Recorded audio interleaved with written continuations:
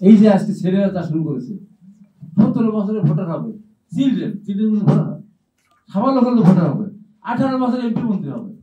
তা আজকে বলতে চাই আমি, আর এই ছেলেগঞ্জরা না, তো চাকরির বয়স 35 বছর করতে হবে। তুমি 18 বছরে তুমি এমপি মন্ত্রী হবে, আর চাকরিতে যোগদান করে 35 বছর করবে নাকি? হ্যাঁ, এই যে করে লেখাপড়া শেষ করে জাতিকে ধ্বংস দিকে নিয়ে যাচ্ছে।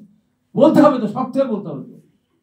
ওই ভয়ে বিএনপিকে চোখ রাঙাবে, ভোটের কথা বললে বলবে বিএনপি স্বাধীনতা বিরোধী, ভোটের কথা বললে বিএনপি রাষ্ট্রদ্রোহী, ভোটের কথা বললে বিএনপি আওয়ামী লীগের দালাল।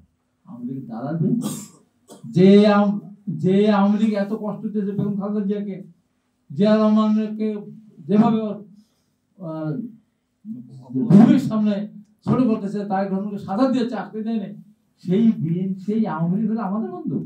হ্যাঁ, কয়দিন জেল খেটেছে, কয়দিন রিমান্ডে গেছে, এই কেবল আমি আসলাম, আমার সাজা হয়েছিল, টকশোতে বলেছিলাম, সেই সাজা আজকে আমি খালাস পেয়ে আসলাম।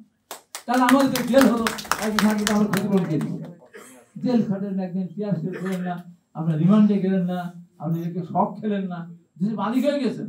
তাই বলে সরকারকে বলবো যে এইগুলি থামান, এগুলি না থামালে মহা বিপদে পড়বে, আপনারা পড়বেন, আমরা পড়বো, আমরা আর বিপদে পড়তে চাই না।